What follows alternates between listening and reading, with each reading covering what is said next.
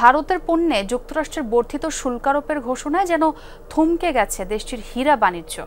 বিলাসী এই পণ্য রফতানি ক্ষেত্রে ভারতের সবচেয়ে বড় বাজার যুক্তরাষ্ট্র। ব্যবসায়ীরা বলছেন, গেল কয়েক বছর ধরেই এ খাতে মন্দা, তার উপর বাড়তি শুল্ক আরোপ মরার ওপর খাড়ার ঘা। ফলে দুশ্চিন্তায় ভারতের হীরা ব্যবসায়ীরা। নুডলস খান নাই তো নুডলসই খান নাই।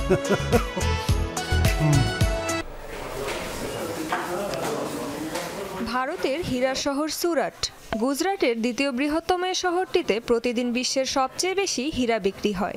একসময় হীরার ব্যবসায়ী আর মধ্যস্থতাকারীদের ভিড়ে যেখানে গমগম করত, এখন সেখানকার চিত্র পুরো উল্টো। দোকানপাট সব খালি, নেই ক্রেতা সমাগম। সম্প্রতি মার্কিন প্রেসিডেন্ট ডোনাল্ড ট্রাম্পের এক ঘোষণার পরপরই শহরটির এমন রূপ বদল। ভারতের উপর যুক্তরাষ্ট্রের 26% শুল্ক আরোপের ঘোষণায় যেন থমকে গেছে ভারতীয় হীরার বাজার। 2023-24 অর্থ বছরে ভারতের রত্ন ও গয়না রফতানি ছিল $3,200 কোটি, যার মধ্যে 30%-এরও বেশি এসেছে যুক্তরাষ্ট্র থেকে। চীন, মধ্যপ্রাচ্য ও ইউরোপের মতো গুরুত্বপূর্ণ বাজারগুলোতে চাহিদা কমার পর যুক্তরাষ্ট্রের এমন ঘোষণায় যেন পুরোই মুখ থুবড়ে পড়েছে সুরাট। হুমকির মুখে হাজার হাজার শ্রমিকের জীবিকা।